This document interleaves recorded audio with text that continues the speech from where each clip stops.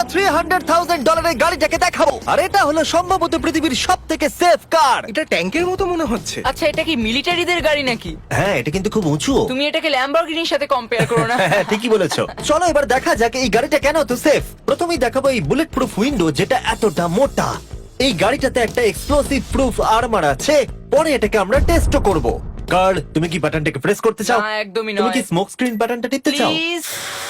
ওহো, ওহো, এটা তো দারুণ। এখানে তো পুরো ধোঁয়ায় ভরে গেছে। ও মাই গড, কি বাজে গন্ধ! কিন্তু এই সব ফিচার্স গুলো এই গাড়িটাকে একদমই সেফ বানায় না। এই পুরো গাড়িটার চারপাশে এক্সপ্লোসিভ প্রুফ ফ্রেম রয়েছে, আর আমরা প্রথম যারা এই গাড়িটাকে টেস্ট করছে। উদাহরণস্বরূপ ওই $300,000 গাড়িটাকে ওড়ানোর আগে আমরা একটা নর্মাল গাড়িকে ওড়াবো। দেখা যাক প্যাসেঞ্জাররা বেঁচে থাকে কিনা। 3, 2, 1।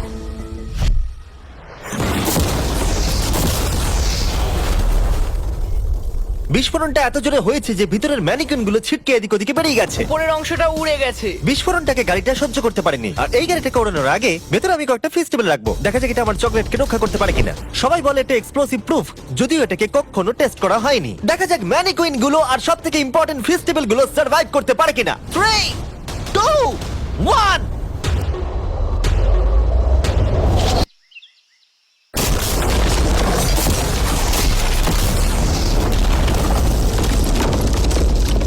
এটা শুধু জাম্প করলো। গাড়িটা ব্লাস্টটাকে সার্ভাইভ করলো, শুধুমাত্র কিছু স্ক্র্যাচেস পড়েছে। উইন্ডোতে একটা ডেন্টও পড়েছে। আরে দাঁড়াও, ফেস্টিভ্যালস গুলো কোথায়? চ্যান্ডেলার বেরিয়ে যাও। তোমরা মেরে দিলে। ফেস্টিভ্যাল গুলো সার্ভাইভ করেছে।